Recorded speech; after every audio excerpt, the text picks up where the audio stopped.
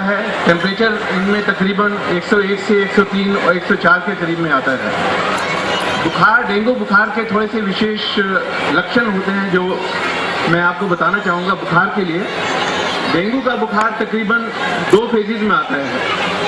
शुरू में जो बुखार है, शुरू के 1 से तीसरे चौथे दिन तक बुखार आता है, फिर 1-2 दिन बुखार नहीं आता, फिर उसके बाद फिर से दोबारा से बुखार आता है। तो ये 2 बार बुखार आता है डेंगू का।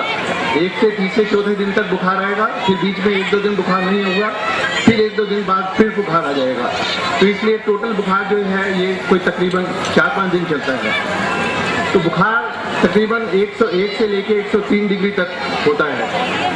उसके साथ साथ जैसे यहाँ पे दर्शाया गया है और इसमें बड़ा अच्छा बना के दिखाया गया है डेंगू को पहचानने के लिए कि आदमी को बहुत जोर से सर में दर्द होता है। बुखार के साथ साथ अगले दिन से सिर में दर्द होना शुरू हो जाता है।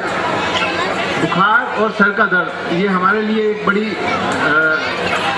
बड़ी गंभीर वाली चीज़ होती है। जब भी बुखार सर का दर्द होता है तो हमें थोड़ा डर रहता है कि मरीज को सरसाम की बीमारी तो नहीं हो, कोई जो इन्फेक्शन है वो दिमाग तक ना पहुंच गई हो। डेंगू में ऐसा नहीं होता, सिर्फ खोपड़ी तक ही ये दर्द होता है सीमित।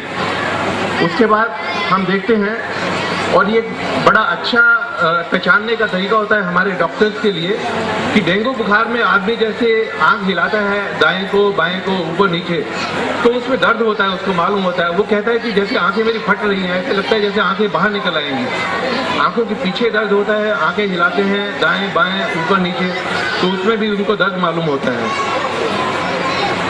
एक और जैसे डेंगू में होता है सारे बदन में दर्द होता है, तो मांसपेशियों में विशेषकर आदमी लेटे हुए आदमी को बैठने में इतना कराहता है वो कि ऐसा लगता है जैसे जान निकल जाएगी। उसके बाद इसी तरह से इसको हड्डियों में, जोड़ों में दर्द हो जाता है, और इसी कारण हम डेंगू को ब्रेकबोन फीवर भी बोलते हैं, जैसे कि हड्डियां टूट जाएंगी।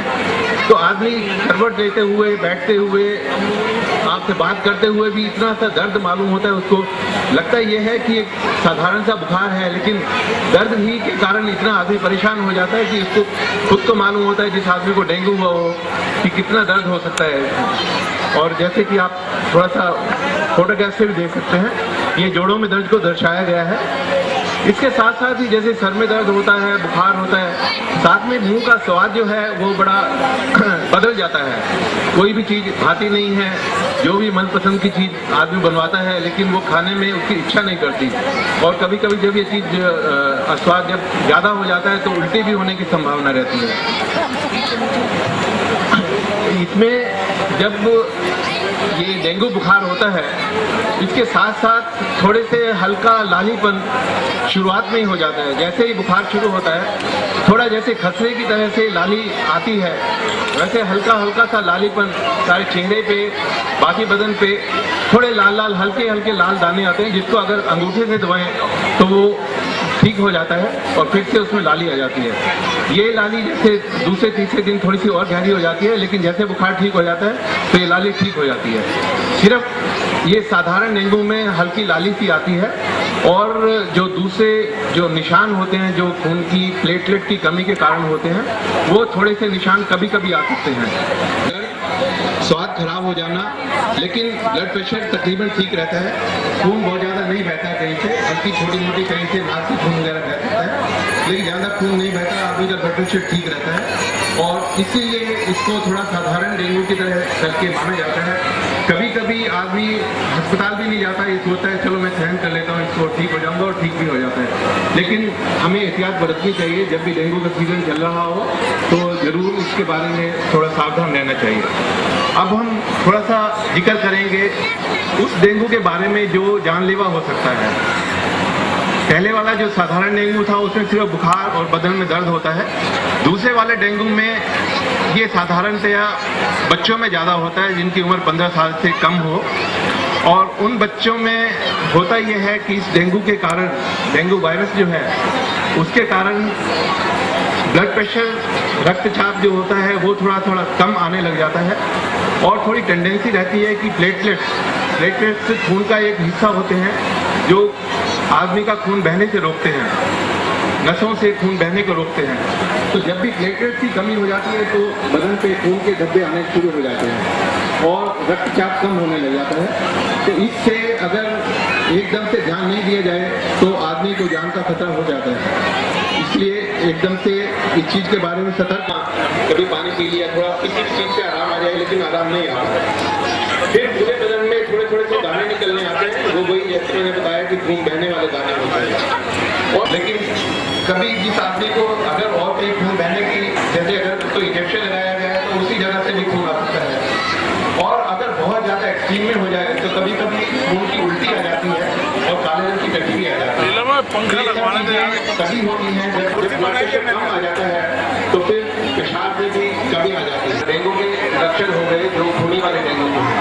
अब हम थोड़ा सा बताना चाहेंगे कि इनकी क्लियर हो जाते हैं। साथ में अगर छाती ऐसे कराया जाए तो हमें मिलता है कि फेफड़ों में पानी आ गया है, इसी कारण थोड़ा सांस फूल जाता है। इसके ये जो मेन है, ये डेंगू के बुखार में ब्रूफेन और एस्पिरिन को इस्तेमाल नहीं कीजिएगा। इन दोनों दवाइयों के प्लेटलेट की कमी हो जाती है। डेंगू बुखार में अपने आप से भी प्लेटलेट की कमी होती है तो और भी ज़्यादा कमी हो जाती है। अगर ब्रूफेन लेंगे तो एस्पिरिन लेंगे तो ये दोबारा मैं कहना चाहूँगा जोर देके कि ब्रूफेन और एस्पिरिन वगैरह जो है इनको डेंगू बुखार में ना लीजिएगा, बिना डॉक्टर की सलाह के और के दवा ना लीजिएगा।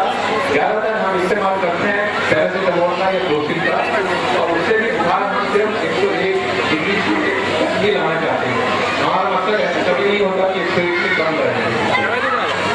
ध्यान रखें कि मरीज को खून की बहुत कम जरूरत पड़ती है, अगर बहुत भयंकर, अदरवाइज खून की हमें तकरीबन जरूरत नहीं थी। अगर प्लेटलेट काउंट कोई 25,000 से कम हो तो साधारणतः सिर्फ बहुत ज़्यादा पानी पीने से ही काम चल जाता है।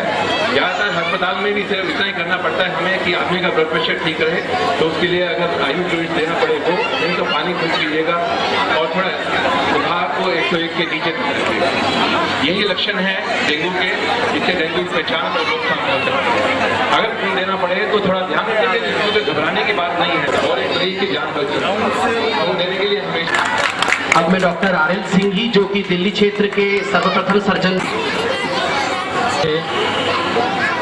खारी साहब के सहयोग से आप सबका स्वागत करता हूं।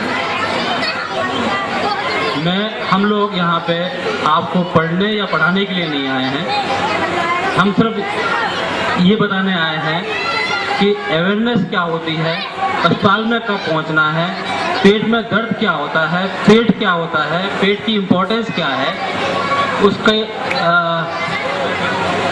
कब और कैसे दवाई करनी है, किस चिकित्सक के पास पहुंचना है, इसके बारे में थोड़ा सा आपको मैं बताना चाहूँगा। और आपसे भी हम लोग कुछ सीखना चाहेंगे कि आपको क्या डिफ़िकल्टी होती है, क्या तकलीफ होती है, क्या मुसीबत होती है, क्यों नहीं पहुँच पाते, क्यों जल्दी अस्पताल नहीं पहुँच पाते, ताकि हम भी अपने आप को सुधार सकें। सबसे पहले मैं आपको किसी धर्म या जाति के बारे में नहीं बोलूँगा। मैं श्री रविशंकर जी का एक शिष्य हूँ। उन्होंने कहा था कि अगर देश की सेवा करनी है, समाज की सेवा करनी है, तो सबसे पहले अपने आप से प्यार करना सीखो। जब तक आप अपने आप से प्यार नहीं करोगे, अपने शरीर से प्यार नहीं करोगे, आप न घर की, न समाज की, न देश की सेवा कर सकते हैं। और आयुर्वेद में कहा है कि जब तक स्वास्थ्य अच्छा नहीं होगा, तन अच्छा नहीं होगा, मन अच्छा नहीं होगा। और तन की जितनी बीमारी है वो सब पेट से होती है, आयुर्वेद ये बोलता है। अब पेट क्या है इसके बारे में आपको बता दूं मैं।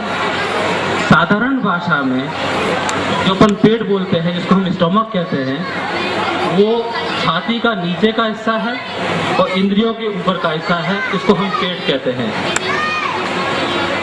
खाना जो अपन खाते हैं वो पेट में जाता है, जिसको हम स्टोमक बोलते हैं।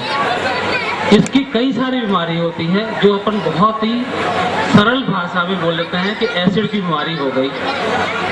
सबसे पहले हम एसिड की बीमारी के बारे में बोलेंगे। एसिड की बीमारी हो गई।